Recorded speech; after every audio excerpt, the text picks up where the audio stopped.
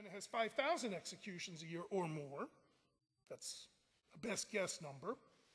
And China has another problem. It doesn't have any cadaver organ system whatsoever for cultural reasons. Whatever the reasons, and whether they're valid or whether they can be overcome, the fact is China does not have... China. Remember I told you China has 5,000 executions a year or more. That's a best guess number. And China has another problem. It doesn't have any cadaver organ system whatsoever for cultural reasons. Whatever the reasons, and whether they're valid or whether they can be overcome, the fact is China does not have any system for getting organs from cadavers. However, it has a huge internal demand. Believe it or not, some estimates are that as many as 1 million people in China could benefit from a transplant. There's a big business in China in transplant tourism. Chinese hospitals are all over the internet saying, come here and we can get you a liver transplant within weeks if you'll pay a high fee.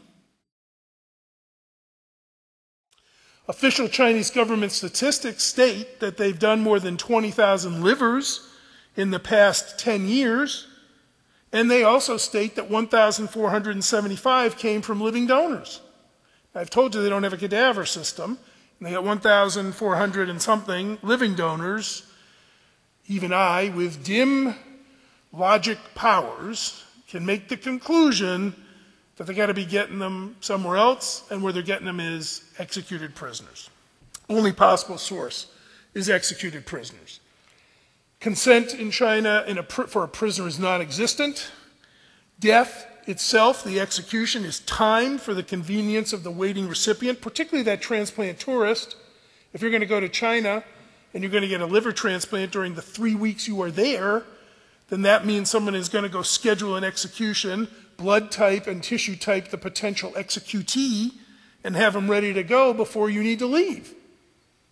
I mean, you're not going to get a 3-week wait time just waiting for somebody to die randomly in prison that matches your biology. You have to go find them and kill them while the tourist is there.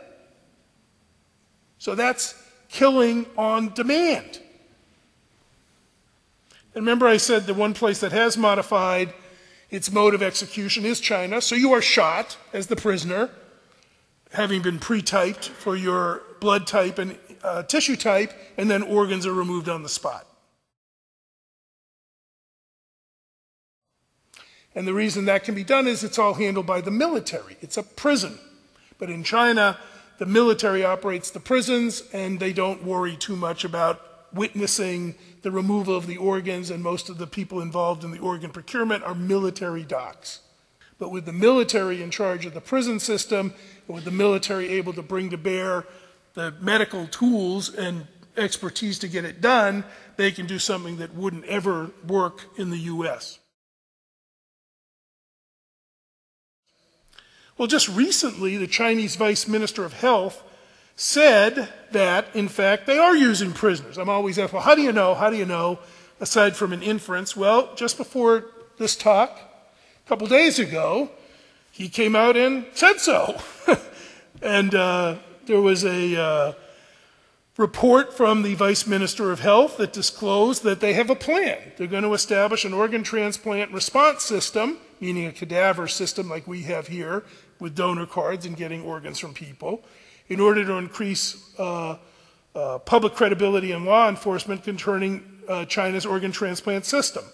And what he said was, the organ shortage is the bottleneck in the development of Chinese organ transplantation. Because they don't have voluntary cadaver donations by citizens, executed prisoners have become the main source of organs in transplant operations in China. That's the admission. There it is. So we know what they're doing.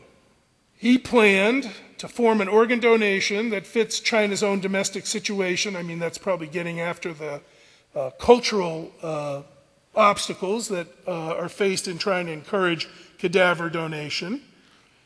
And he said the present situation of relying on executed prisoners will be changed in the next 3 to 5 years. Well, I think the present system of relying on executed prisoners ought to be changed in the next 3 to 5 minutes. They shouldn't be putting up with 5 more years of executing prisoners on demand for transplant tourists. Why? Well, in China,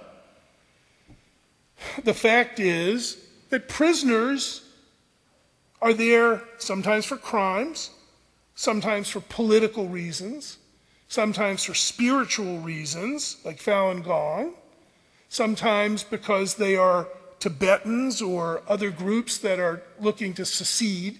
The list of reasons why you get on a capital crimes list in China is pretty long, and it wouldn't pass muster with too many human rights groups.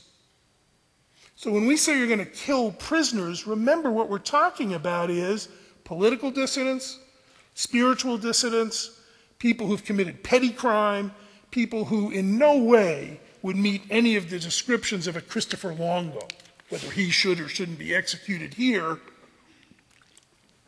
We're not talking about 5,000 people a year being executed for committing heinous crimes, whatever your view about execution and crime. There's a lot of people who are being killed on demand who shouldn't even be prisoners. So this system is really morally repugnant. And I'm going to say tonight, one of the great tragedies of our time has been the lack of condemnation of this morally abhorrent situation in China, which has been going on year after year, without anybody saying much of anything about it. Murdering people for their parts, without consent, some of whom don't belong there, for sure in the prisons, in barbaric ways, is one of the worst practices out there in the whole field of transplantation. Yet, articles describing Chinese experience with transplantation continue to appear in medical journals. People from China come and talk about transplantation and what the outcomes are at many meetings. I've been at a couple. Research goes on in China involving drugs and other ways to improve transplant, sponsored by international pharmaceutical companies. Well, just to put not too fine a point on it, but what the hell is going on here? Should the College of Physicians condemn this practice? Should the AMA be out there saying this is wrong?